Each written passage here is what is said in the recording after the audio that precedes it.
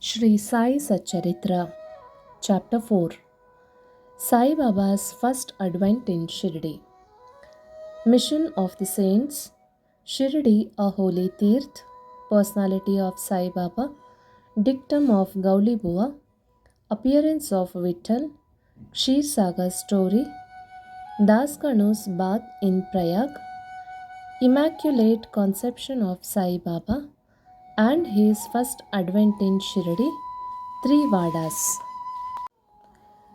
In the last chapter, I described the circumstances which led me to write Sai Satcharitra. Let me now describe the first advent of Sai Baba in Shirdi. Missions of the Saints. Lord Krishna says in Bhagavad Gita, chapter 4, that whenever there is a decay of a dharma, righteousness, and an ascendancy of unrighteousness, I manifest myself, and for the protection of the virtuous, the destruction of the vicious, and for the establishment of righteousness, I manifest myself in age after age. This is the mission of Lord and the sages and saints who are his representatives and who appear here at proper times to help in their own way to fulfill that mission. For instance, when the twice born, that is, the Brahmins, the Kshatriyas, and the Vaishyas, neglect their duties, and when the Shudras try to usurp the rights of the higher classes, when spiritual preceptors are not respected but humiliated, when nobody cares for religious instructions, when everybody thinks himself very learned, when people begin to partake of forbidden foods and intoxicating drinks, when, under the cloak of reason, people indulge in malpractices, when people belonging to different castes fight amongst themselves, when Brahmins fails to do Sandhya adoration and the Orthodox their religious practices, when yogis neglect their meditation, when people begin to think that wealth, progeny, wife are the sole concern and thus turn away from the true path of salvation, then do saints appear and try to set matters right by their words and actions. They serve us as a beacon lights and show us the right path and the right way for us to follow. In this way, many saints, that is, Nivriti, Jnandev, Muktabai, Namdev, Gora, Gonai, Eknath, Tukaram, Narhari, Narsibhai, Sajan Kasai, Savata, Ramdas, and various others did appear at various times to show the right path to the people, and so presently came Shri Sai Baba of Shirdi. Shirdi, a holy Tirth. The banks of the Godavari river in the Ahmednagar district are very fortunate as they gave birth and refuge to many saints, prominent amongst them being Jnaneshwar. Shirdi also falls in the Kopargaon taluk of the Ahmednagar district. After crossing the Godavari river at Kopargaon, one gets the way to Shirdi. When you go 3 kos, that is 9 miles, you come to Nemgaon, from where Shirdi is visible. Shirdi, as a famous and well known as other holy places like Gangapur, Narsimwadi, Audumbar on the banks of Krishna river. As a devotee, Damaji flourished in and blessed Mangal Veda near Pandharpur, as Samarth Ramdas at Sajjangad, as Sri Narsimha Saraswati at Saraswati Wadi, so Sainath flourished at Shirdi and blessed it. Personality of Sai Baba. It is on account of Sai Baba that Shirdi grew into importance. Let us see what sort of personage Sai Baba was. He conquered this samsar, worldly existence, which is very difficult and hard to cross. Peace or mental calm was his ornament, and he was the repository of wisdom. He was the home of Vaishnava devotees, most liberal like Karna, amongst liberals, and quintessence of all essences. He had no love for perishable things and was always engrossed in self realization, which was his sole concern. He felt no pleasure in the things of this world or of the world beyond.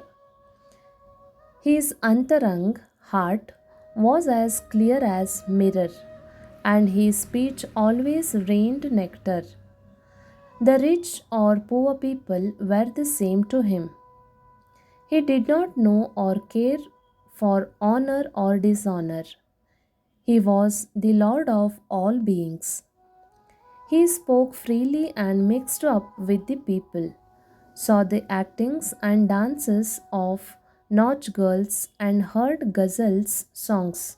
Still, he swerved not an inch from samadhi, that is, mental equilibrium. The name of Allah was always on his lips. While the world awoke, he slept, and while the world slept, he was vigilant. His abdomen inside was as calm as deep sea. His ashram could not be determined, nor his actions could be definitely determined, and though he lived in one place, he knew all the transactions of the world.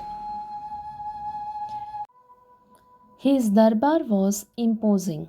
He told daily hundreds of stories. Still, he severed not an inch from his vow of silence. He always leaned against the wall in the masjid or walked morning, noon, and evening towards Lendi, Nala, and Chavadi. Still, he at all times abided in the self.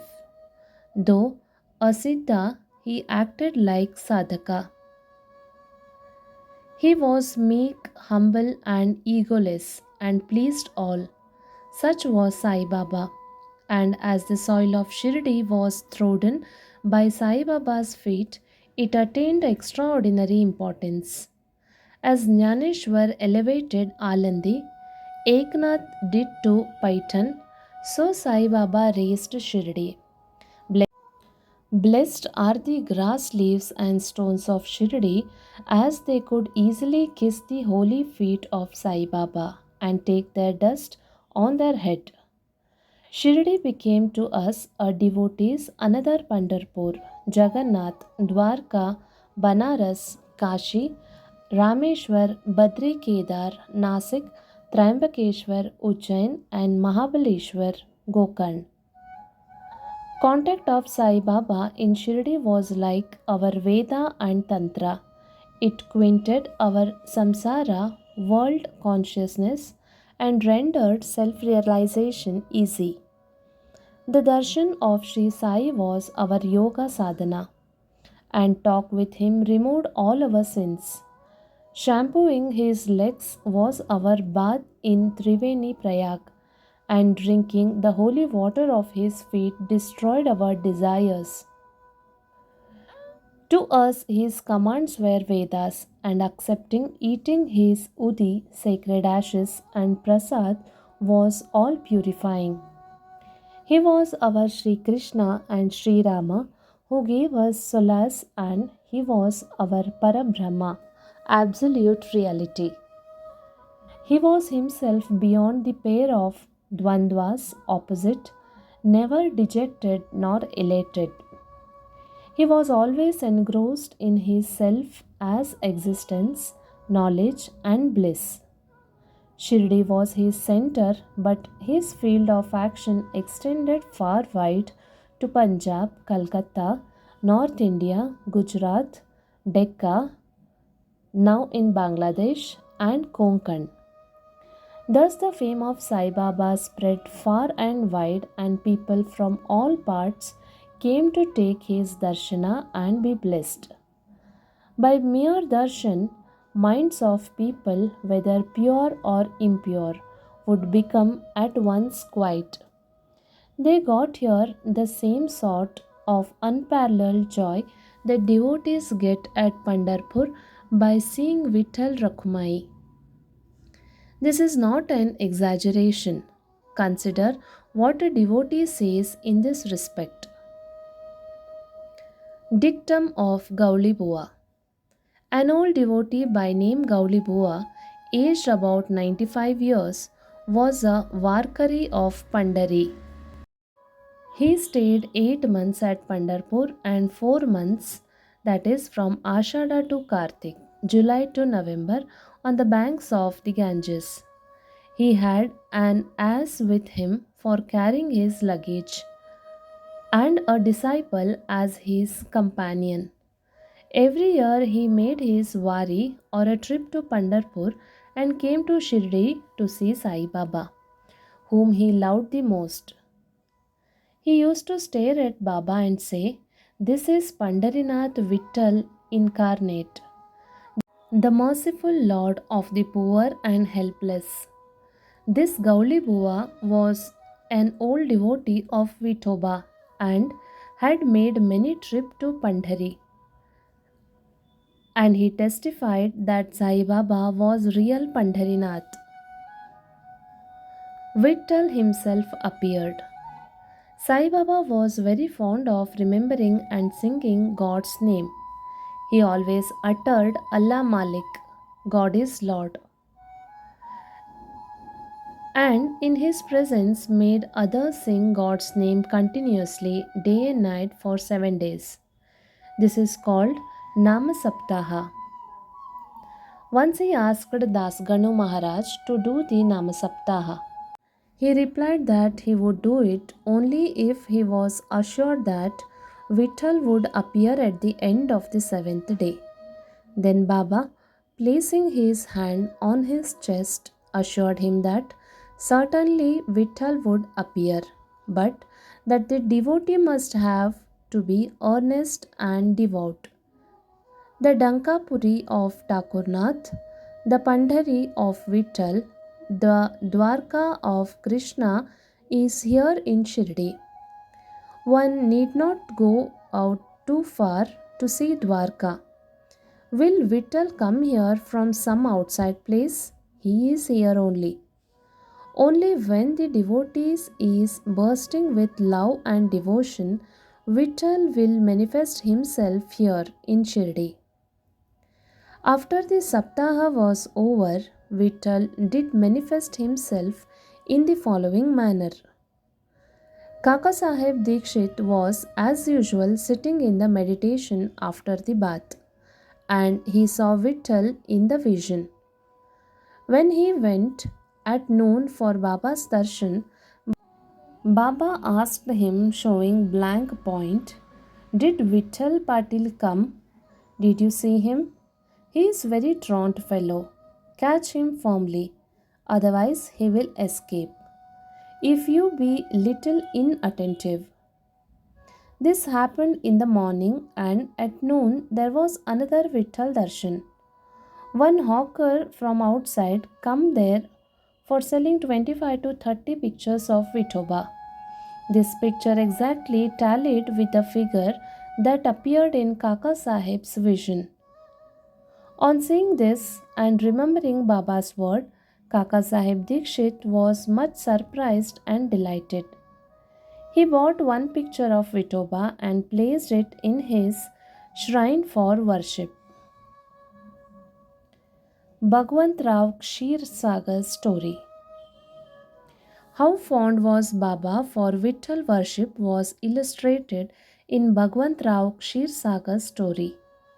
The father of Bhagwantrao was a devotee of Vithoba and used to make annual trips to Pandharpur.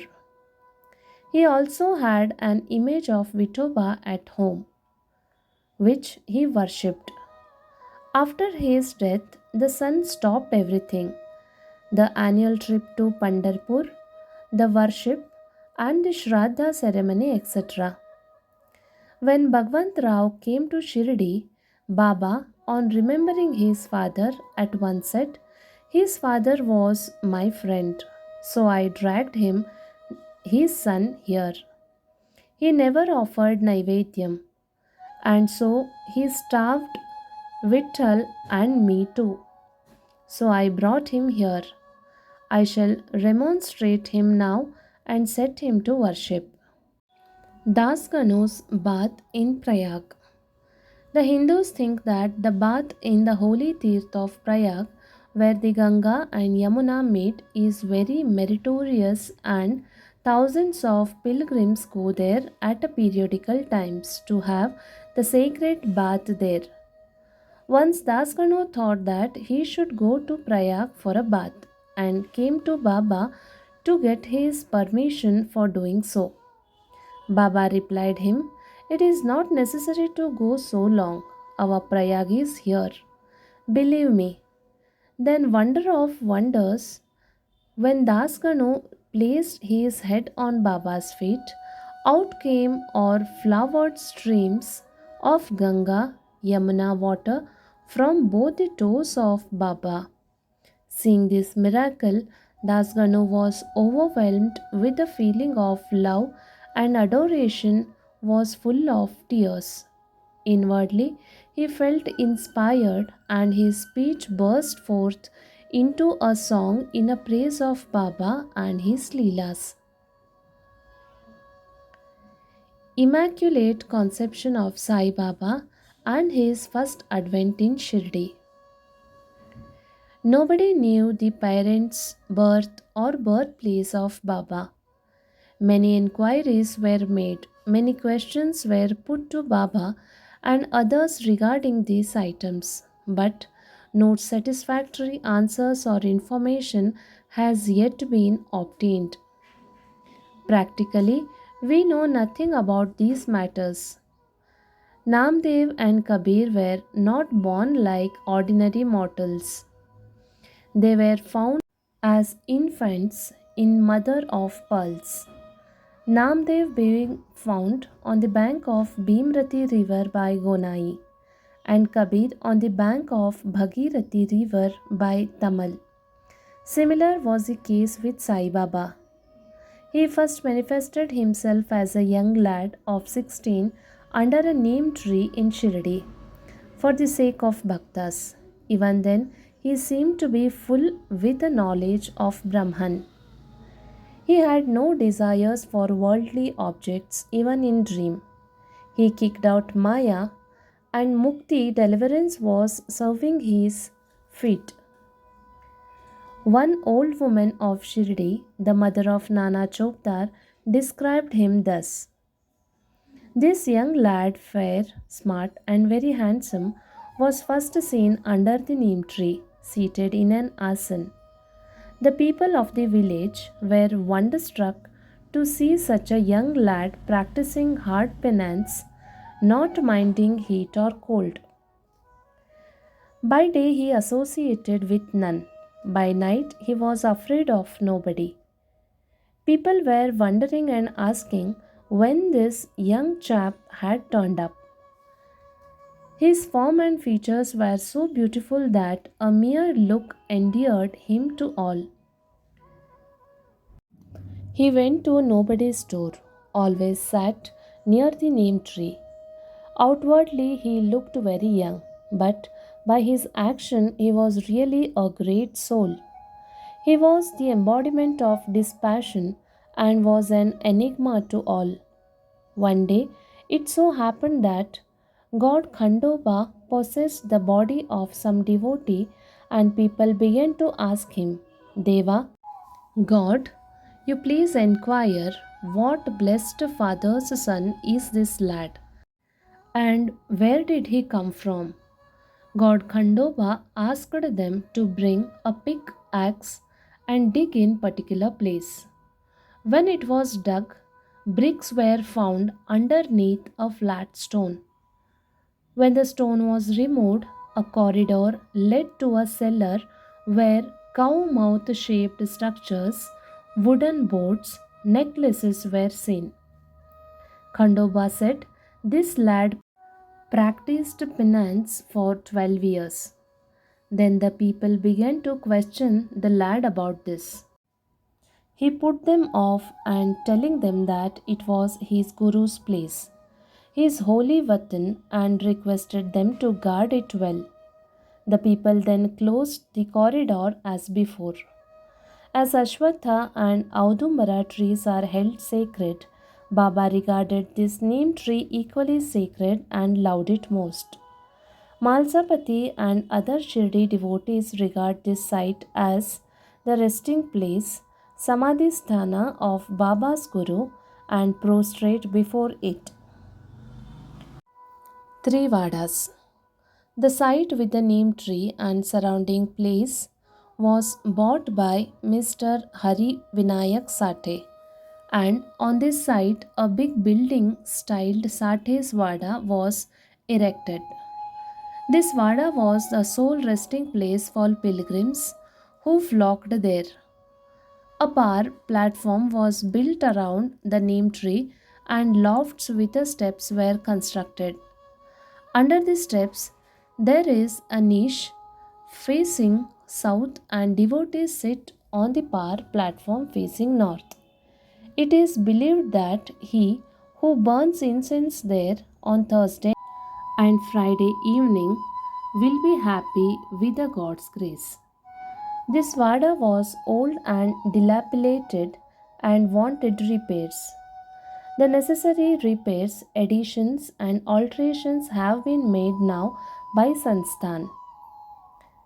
Then, after some years, another Vada, Dikshit Vada, was constructed. Kaka Sahib Dikshit, solicitor of Bombay, had gone to England. He had injured his leg by an accident there. The injury could not be got rid by any means. Nana Sahib Chandorkar advised him to try Sai Baba. So he saw Sai Baba in 1909 and requested him to cure rather the lameness of his mind than that of his leg. He was so much pleased with the darshana of Baba that he decided to reside in Shirdi. So he built a Vada for himself and other devotees. The foundation of this building was laid on 10/12/1910. On this day, two other important events took place. One, Mr. Dada Saheb Kapade was given permission to return home, and second, the night aarti in Chavadi was commenced. The Vada was completed and inaugurated on the Ramanavami day in 1911 with due rites and formalities. Then another Vada or palatial mansion was put up by the famous millionaire Mr. Booty of Nagpur. Lots of money were spent on this building, but all the amounts were well utilized as Sai Baba's body is resting in this Vada, which is now called as Samadhi Mandir. The site of this mandir had formerly a garden which was watered and looked after by Baba. Three Vadas thus sprang up where there was no one formerly. Of these, Sathe Vada was most useful to all in the early days. The story of the garden, attended by Sai Baba with the help of Vamantatya, the temporary absence of Sai Baba from Shirdi, and his coming again to Shirdi with the marriage party of Chand Patil, the company of Devidas, Jankidas, and Gangagir, Baba's wrestling match with Mohiddin Tamboli, residence in Masjid, love of Mr. Dhingle and other devotees, and other incidents will be described in next chapter. Bow to Shri Sai, peace to be all. Shri Sai Pranam.